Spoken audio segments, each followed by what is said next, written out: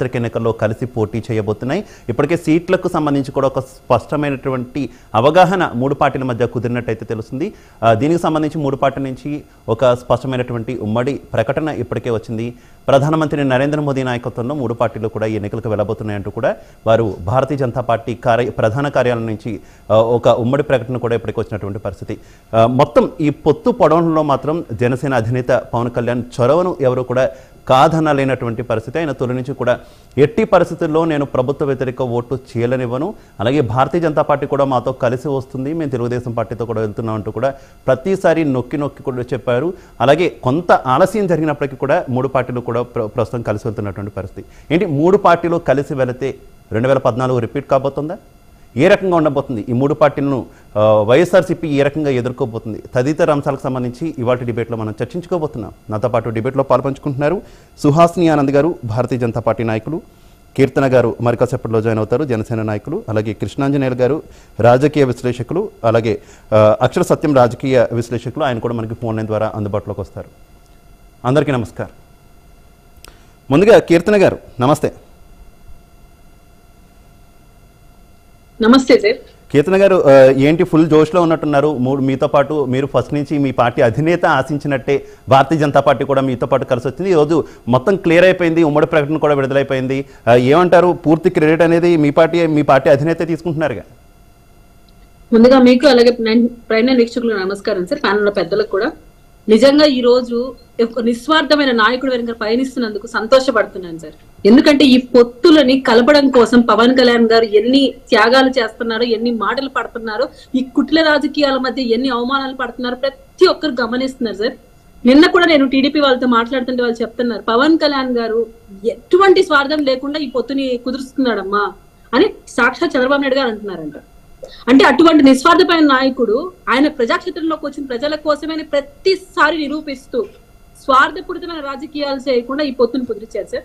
నిజంగా జనసేన పార్టీ అధికార ప్రతినిధి పవన్ కళ్యాణ్ గారు శిరస్సు వచ్చి నమస్కరించుకుంటున్నాను అటువంటి నాయకుడు వెనుక పయనిస్తున్నందుకు. అలాగే సుహాసిని కూడా కలిసి పయనించబోతున్నాం, పొత్తులో బాగా ముందుకెళ్తున్నాం, ఎన్ని ఒడదొడుకులో తట్టుకొని ప్రయాణిస్తామని మాటిస్తూ వైసీపీ విముక్త ఆంధ్రప్రదేశ్ ని ఏర్పాటు చేసి జగన్మోహన్ రెడ్డి గారిని ఇంటికి పరిమితం చేసి ఆయన చేసిన స్కామ్స్ అన్ని బయట పెట్టి ప్రజలకు మంచి చేయబోతున్నాడు సార్. మాకు ఆ నమ్మకం కుదిరింది ఈ రోజు. ఓకే సుహాసిని ఆనంద్ గారు మీరేమంటారు ఈ పొత్తు పొడవడం గురించి? మీ ఆడియో మ్యూట్ లో ఉంది, ఒకసారి చెక్ చేయరా? యా, ప్యానెల్ లో ఉన్న పెద్దలకి నమస్తే. యా అండి, ఫైనలీ ఒక అలయన్స్ లో లైక్ మైండెడ్ గా ఉన్న పార్టీస్ గా ఈసారి బరిలోకి దిగబోతున్నాము. అంటే ఒకటి 2019 నుంచి కూడా ఏ పార్టీకి ఆ పార్టీ సంస్థాగతంగా బలపడుతూ పోరాటాలు చేస్తూ ప్రజల్లోకి రీచ్ అవుతున్నాయి. కానీ ఎటువంటి చిన్న ఛాన్స్ కూడా తీసుకోకూడదు.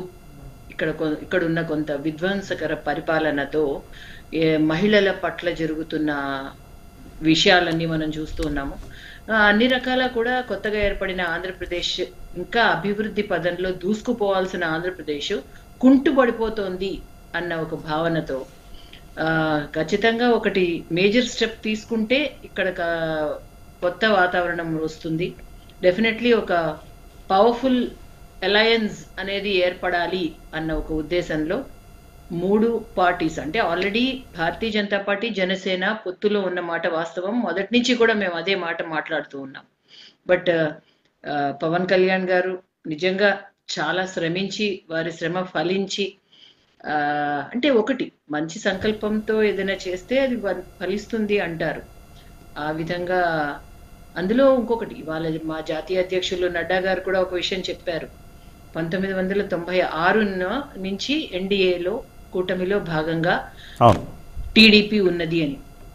2019-18లో కూడా వాళ్ళంతటి వాళ్లే వెళ్ళారు, మళ్ళీ వాళ్ళు బాగుంది రావాలి అనుకున్నారు, వచ్చారు. దీనికి తగిన కారణం లేకపోలేదు. ఆంధ్రప్రదేశ్ ప్రజల కోసం భారతీయ జనతా పార్టీ పట్ల ఉన్న విశ్వసనీయతని కూడా అది మనం కలుపుకోవాలి. కారణాలు ఏంటి అనేది మనం డీప్ గా కూడా డిస్కస్ చేద్దాం. ఆనంద్ గారు, ఇక కృష్ణాంజన్ గారు నమస్తే. కృష్ణాంజలి గారు మీరేమంటారు ఒక రాజకీయ విశ్లేషకులుగా? మొత్తం ఈ మూడు పార్టీలు కూడా కలిసాయి, మూడు పార్టీలు కలవడం పట్ల, ఎందుకంటే గతంలో విడిపోయిన పార్టీలు